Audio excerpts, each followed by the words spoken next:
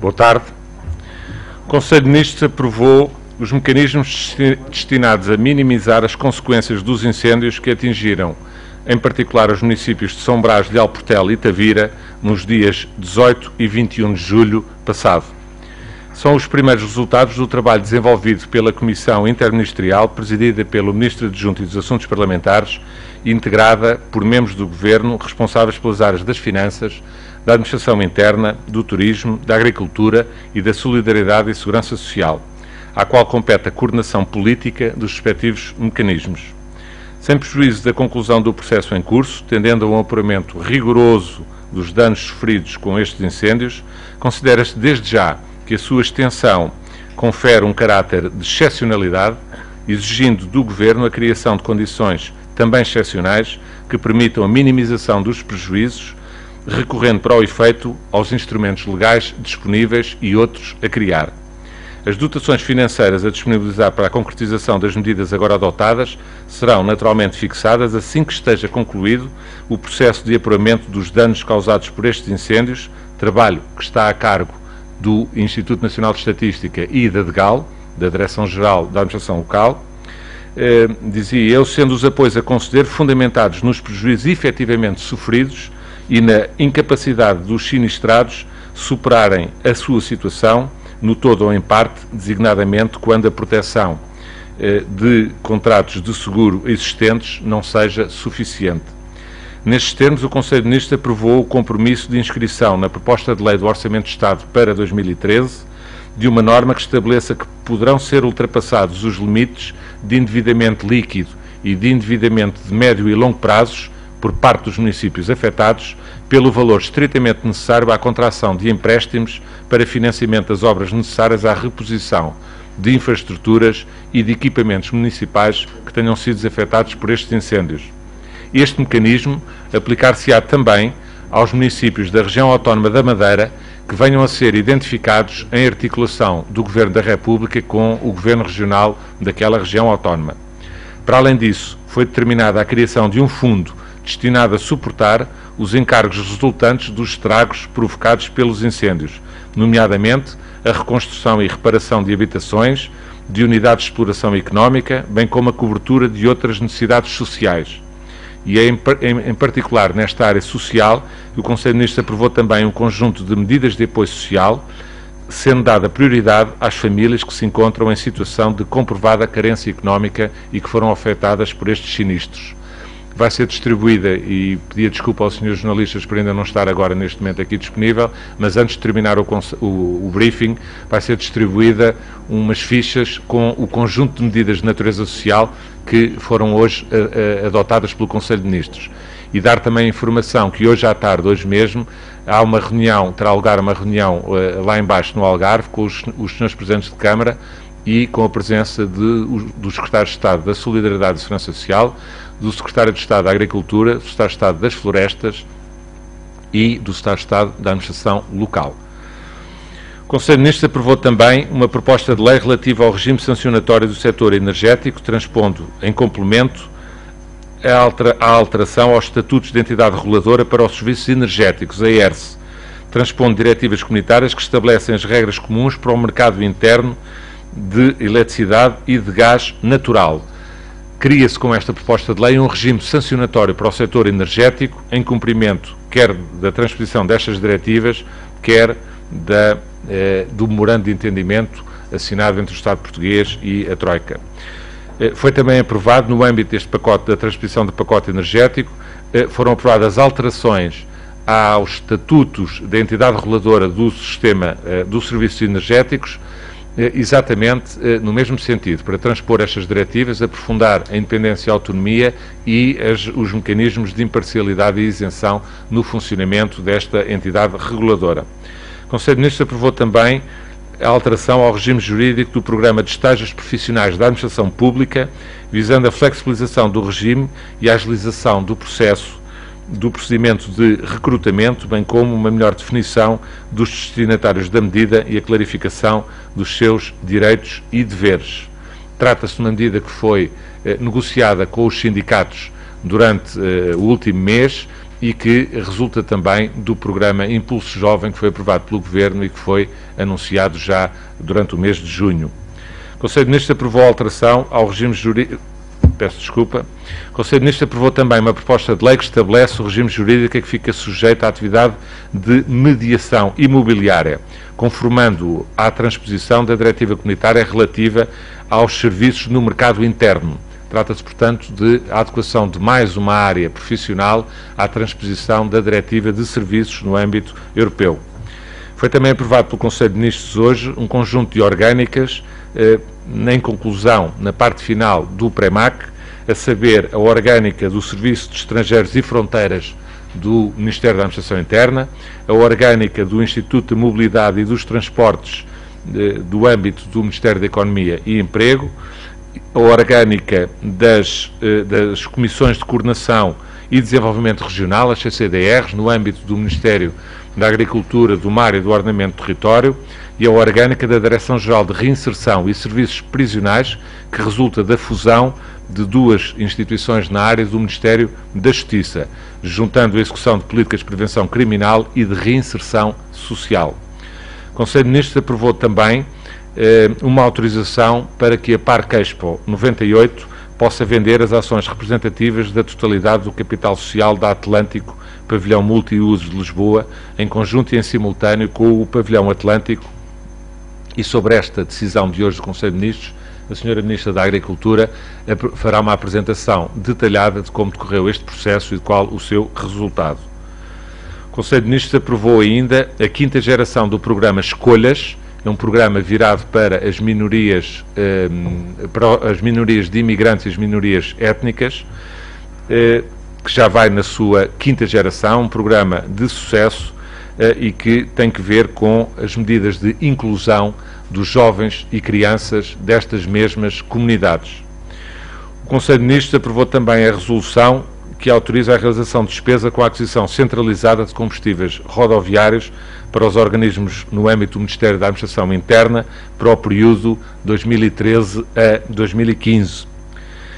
Foi também aprovado no Conselho de Ministros a exclusão do regime florestal parcial de duas parcelas de terreno, uma no Conselho de Viseu, que tem que ver para a construção de um acesso, de uma estrada, de um acesso público, e outra no Conselho de Vila Nova de Cerveira, que tem que ver com um empreendimento a ser explorado pela Assembleia de Compartes relativa à área que agora se exclui do Conselho do regime florestal.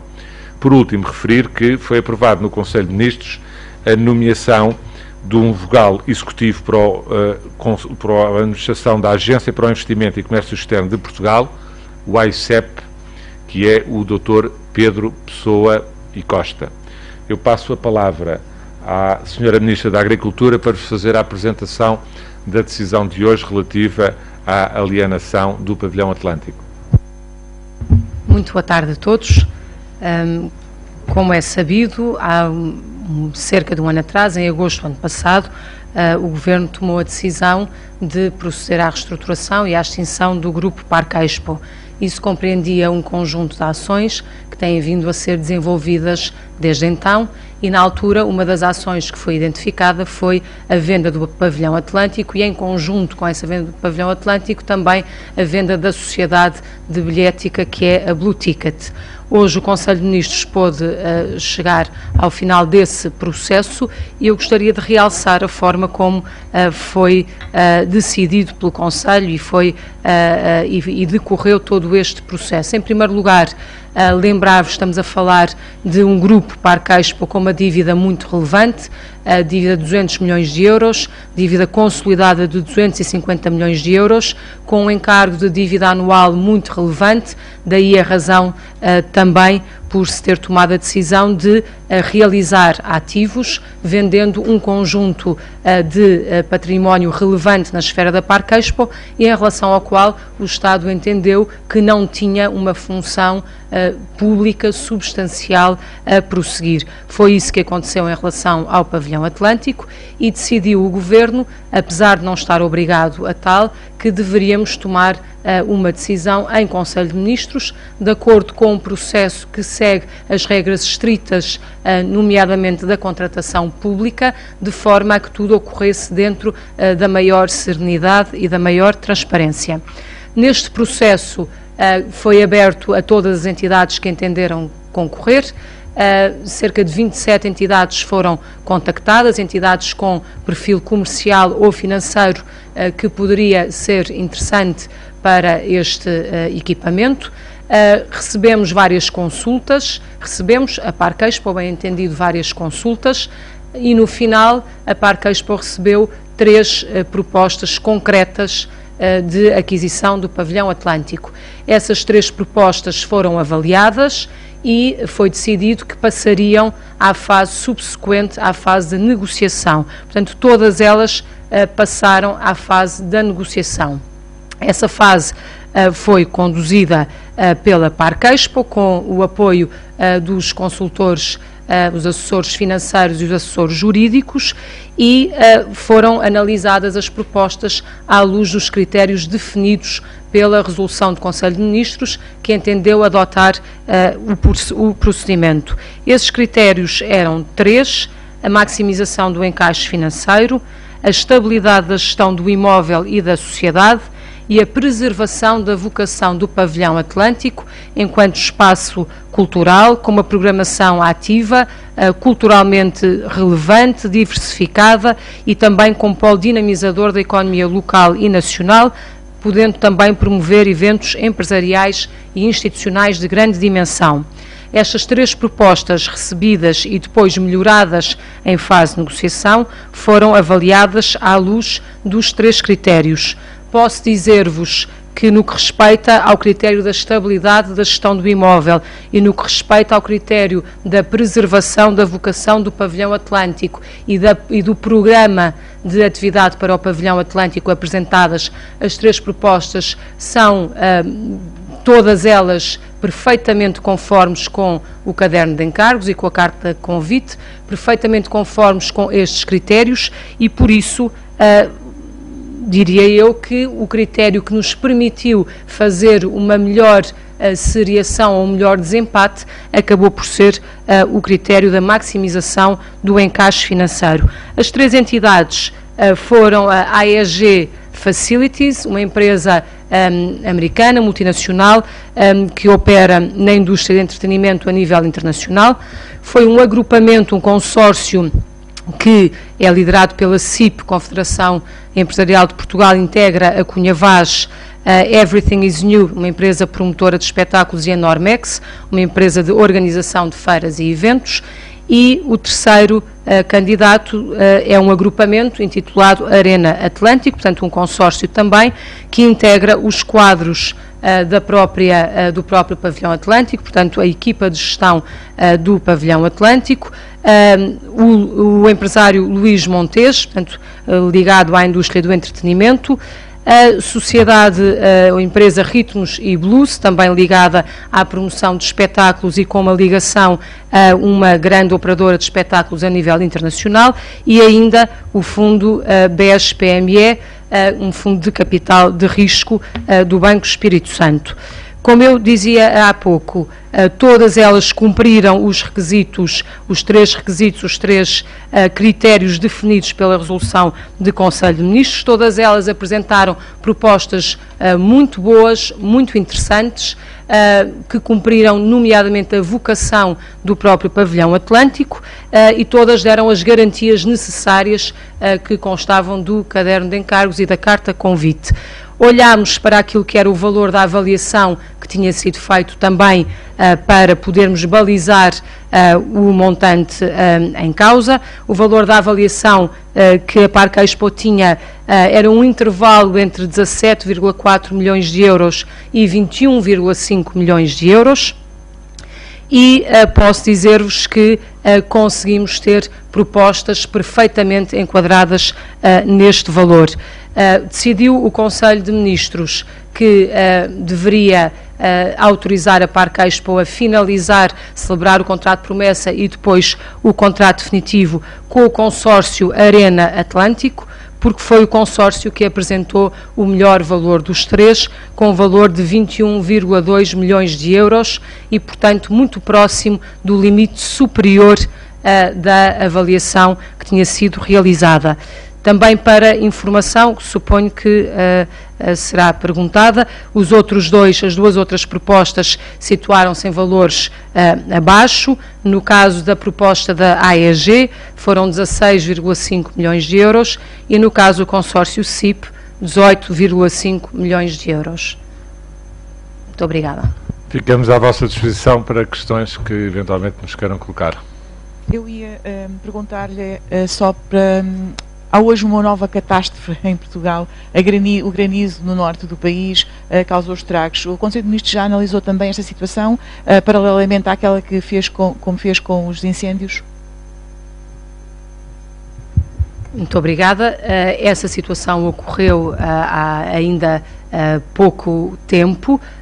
Neste momento temos os serviços da Agricultura, neste caso a Direção Regional da Agricultura do Norte, no terreno, junto aos agricultores a fazer o levantamento dessa situação. Durante a tarde teremos um primeiro balanço dos estragos ocorridos. Ainda durante esta tarde a Direção Regional da Agricultura irá reunir com os agricultores afetados e aquilo que lhe posso dizer também é que, infelizmente, em vários casos os agricultores tinham seguro de colheitas e, portanto, isso também será visto quando for analisado toda a questão dos prejuízos. De toda a maneira, estamos a falar de um aspecto circunscrito. Muito obrigada.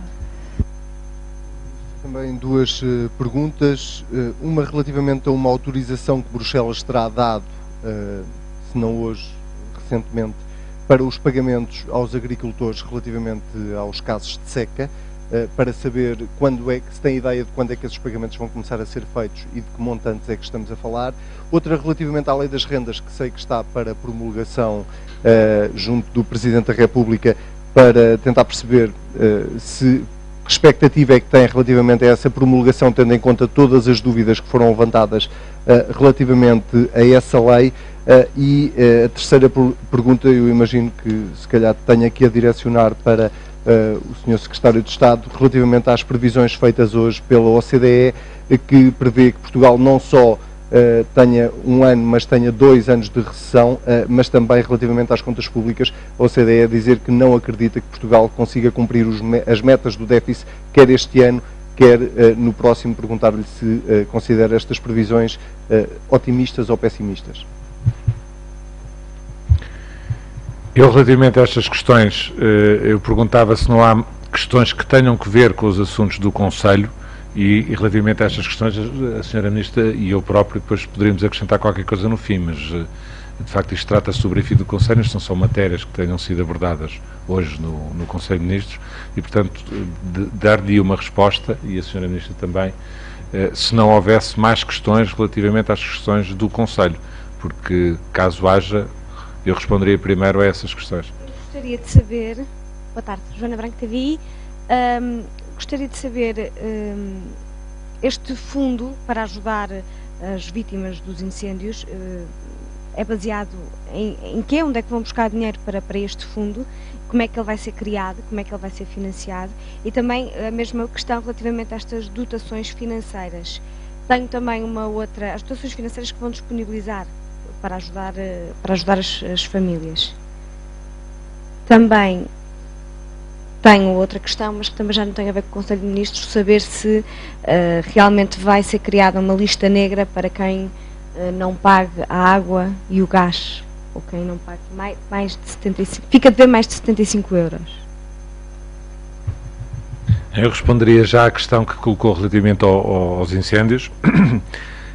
Este fundo vai ser criado, naturalmente, terá que ser criado por um diploma legal, que o Conselho de Ministros hoje aprovou essa decisão, o caminho será esse, e eu espero que no próximo Conselho de Ministros, porventura, se não nos próximos 15 dias, esteja aprovado esse diploma legal, porque, como sabe, um fundo desta natureza tem de ser criado, obviamente, tem que obedecer ao princípio de legalidade, tem que ser criado por diploma legal. As dotações a inscrever neste fundo serão o resultado do trabalho que já está no terreno, em articulação com as câmaras municipais, como eu referi, e que está a ser realizado pela DGAL, pela Direção-Geral da Administração Local, em articulação com o Instituto Nacional de Estatística, com o INE. Tão logo esse apuramento esteja feito, a dotação do fundo, o montante, resultará previsivelmente desse mesmo levantamento.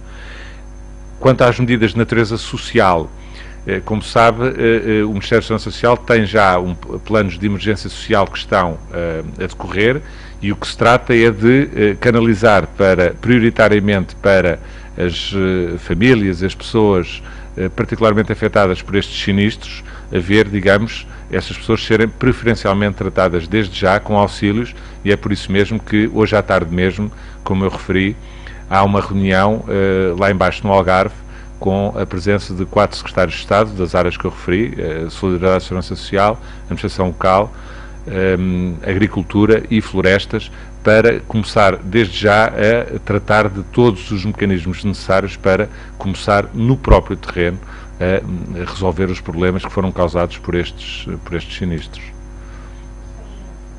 Quanto à questão da lista negra, eu não tenho nenhuma indicação, não é matéria que tenha sido tratada no Conselho de Ministros e, portanto, não lhe posso acrescentar nenhum dado sobre essa matéria. Quanto a este primeiro ponto, portanto, para esclarecer, o que foi aqui aprovado hoje foi a criação deste fundo, a possibilidade de ser ultrapassados os limites de endividamento dos municípios e as medidas de apoio social. Eu queria perceber se o fundo e se os limites de endividamento se dizem respeito apenas aos municípios de São Brás de Alportel e de Tavira, ou também a outros municípios afetados por incêndios. Queria clarificar isso. Em primeiro lugar, fazer uma precisão relativamente às medidas, como eu referi, presumo que ser-vos-á distribuído ainda antes de saírem daqui um documento com as medidas todas, porque há mais medidas para além dessas que referiu. Por exemplo, há medidas no âmbito do Ministério da Agricultura, daí a presença do Sr. Secretário de Estado da Agricultura e do Sr. Secretário de Estado das Florestas hoje lá embaixo também na reunião, que têm que ver com mecanismos de financiamento imediato de acordo com o PRODER, o programa comunitário que tem que ver com o desenvolvimento rural, e portanto há medidas também nessa área, e medidas na área social nesse documento serão especificadas. Quando me coloca a questão de saber se há outros municípios que serão afetados, estas medidas estão tomadas quer relativamente a este grande incêndio, que foi de facto uma situação excepcional que ocorreu no Algarve, bem como eu referi, a situação excepcional que aconteceu na Madeira, mas aí terá que haver uma articulação entre o Governo da República e as autoridades regionais para identificar exatamente quais foram as situações de exceção que devem também beneficiar deste tratamento de exceção. E essa articulação com as autoridades regionais será de imediato desencadeada. Como sabe, o próprio Ministro da Administração Interna esteve presente durante a semana passada, no início da semana, durante a própria ocorrência dessas situações de desastre excepcional que ocorreu na região autónoma da Madeira, e as medidas que tiverem que ser tomadas pelos órgãos de soberania nacional, nomeadamente aquelas que eu referi relativamente à ultrapassagem de endividamento, como sabe, a matéria de reserva da Assembleia da República, aquilo que for adotado para os municípios do Algarve, que foram afligidos por este incêndio excepcional no Algarve, serão de igual maneira adaptados para os municípios da Madeira, que por identificação com as autoridades regionais venham a ser sinalizados como tendo tido também este prejuízo extraordinário, não é? Helena Salema, da Antena 1. Esta norma que vai ser inscrita no OE para 2013 permite ultrapassar o limite do endividamento. Tem algum limite ela mesma? Essa norma será, como eu acabei de referir, será inscrita no Orçamento de Estado e depois será decidida, porque é matéria de reserva da Assembleia, pelo próprio Parlamento. Eu penso que falar em quantitativos neste momento é completamente prematuro, porque eles decorrerão necessariamente daquilo que for estritamente necessário para ocorrer, é o conteúdo da decisão do Conselho, para ocorrer aos prejuízos efetivamente ocorridos e que não podem ser suportados por seguros existentes por parte das entidades. E como eu referi, esse levantamento está neste momento já no terreno a ocorrer, e só depois desse levantamento ser perfeitamente identificado é que se poderão falar em quantitativos. O compromisso hoje assumido pelo Conselho de Ministros é um compromisso de inscrever no Orçamento de Estado, porque, como sabe, só o Governo é que o pode fazer, inscrever na proposta de lei do Orçamento de Estado para a Assembleia da República uma norma específica para acorrer a estas situações.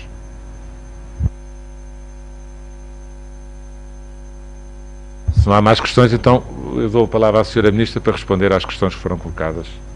Muito obrigada. Então, respondendo à questão que colocou a propósito da SECA, essa decisão agora formal era aquela que nós já tínhamos sinalizado há bastante tempo, informalmente, no que diz respeito à antecipação das ajudas.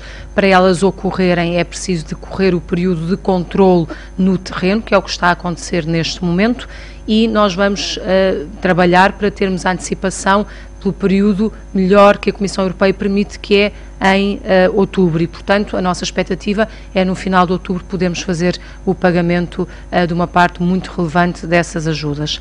No que respeita à lei do arrendamento, também muito sumariamente para dizer, como eu tinha por várias vezes referido, que era uma proposta de lei e com certeza que no Parlamento ela haveria de ser trabalhada, aprimorada, melhorada, assim aconteceu.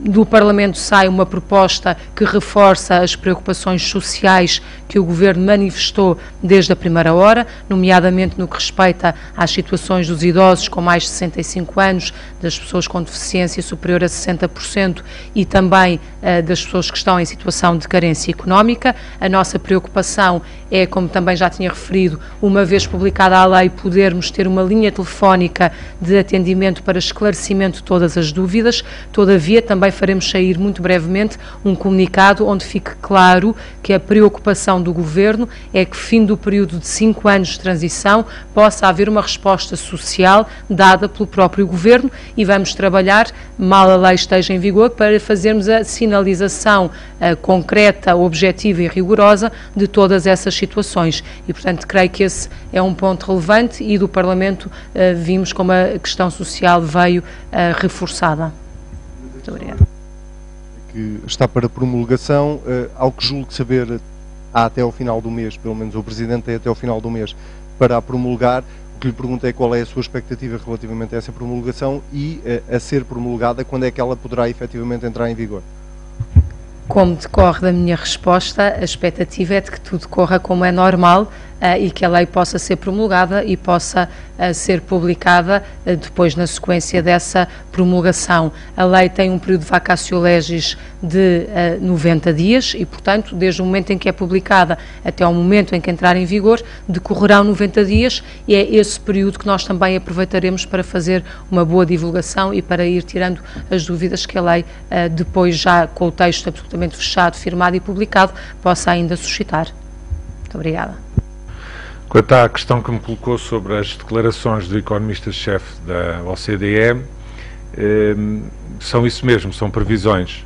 O Governo tem metas próprias sobre estas matérias, tem vindo a trabalhar afincadamente para o cumprimento dessas metas e mantém-se fiel ao cumprimento dessas metas, e não encontra razão para achar que essas metas deixarão de poder ser prosseguidas até ao final do ano.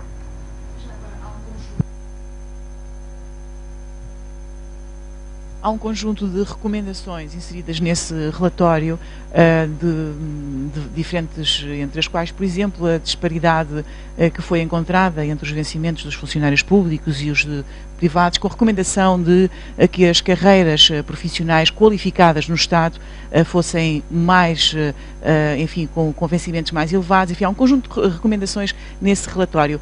Esse relatório da OCDE vai ter sido em conta pelo Governo para a construção do próximo orçamento? Como sabe, Portugal encontra-se sob um programa de ajustamento.